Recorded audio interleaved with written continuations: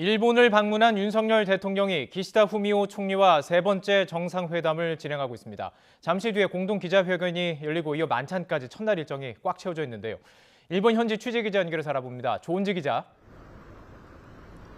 네, 일본 도쿄입니다. 네, 제가 계속 중계를 해드렸습니다. 윤 대통령과 기시다 총리의 세 번째 한일 정상회담이 열렸습니다. 주요 장면 정리해 주시죠. 네, 저도 정상회담이 진행되고 있는 총리 관저 앞에서 입장 장면을 봤습니다. 윤석열 대통령과 수행단은 오후 4시 40분쯤 관저로 입장을 했습니다. 이어 의장대 공동 사열 행사가 관저 로비에서 약 8분 동안 진행이 됐습니다.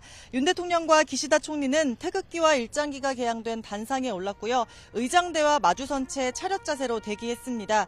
군악대가 애국가와 기미가요를 차례로 연주했습니다. 다소 긴장된 엄숙한 표정으로 두 정상은 각자 국기에 예를 표했고요. 상대국 국무위원들과도 차례로 악수했습니다. 이어 소수만 배석하는 소인수 회담이 23분 동안 진행됐습니다. 외교와 안보 위주로 비공개로 진행됐다고 합니다. 이어 YTN이 모두 발언을 생중계한 확대 회담으로 인원을 늘렸고요. 두 정상의 접촉면을 점점 넓혀가고 있습니다. 윤석열 대통령은 모두 발언에서 보편 가치를 공유하는 일본은 글로벌 어젠다의 협력 파트너다. 또 북한 핵미사일 위협이 고도화되는 만큼 한일 간 긴밀한 공조와 연대가 중요하다고 강조했습니다. 잠시 뒤에 공동 기자회견도 진행이 될 텐데 이어지는 만찬까지 오늘 일정도 정리해 주시죠. 네, 윤석열 대통령과 기시다 후미오 일본 총리는 잠시 뒤 오후 6시 30분부터 공동 기자회견을 진행합니다. 앞서 소개했듯이 이번에는 공동 성명을 따로 발표하지 않습니다. 오늘 만남이 한일 관계 개선에 중요한 이정표지만 시간이 워낙에 촉박해서 정제된 문구를 만들 정도가 아직 안 됐다는 설명이 있었습니다.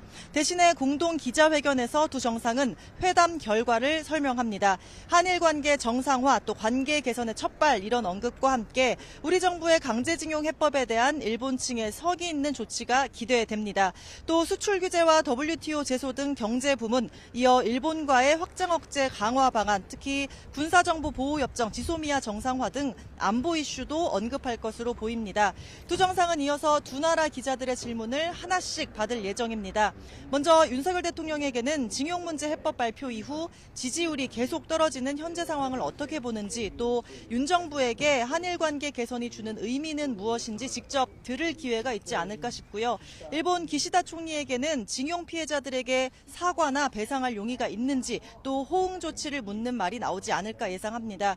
동시에 셔틀 외교가 12년 만에 복원됐는데 답방 시기를 언제쯤으로 계획하고 있는지와 오는 5월 히로시마에서 열리는 주요 7개국 G7 정상회의에 윤석열 대통령을 초청할 계획이 있는지 이 궁금증도 풀 수 있을 것 같습니다. 이어 두 정상은 도쿄 긴자거리에서 만찬을 함께할 예정인데요. 윤석열 대통령의 추억이 깃든 한 경양식집에서 친교의 시간을 보낼 거라는 일본 언론의 보도가 이어지고 있습니다. 지금까지 일본 도쿄에서 YTN 조은지입니다.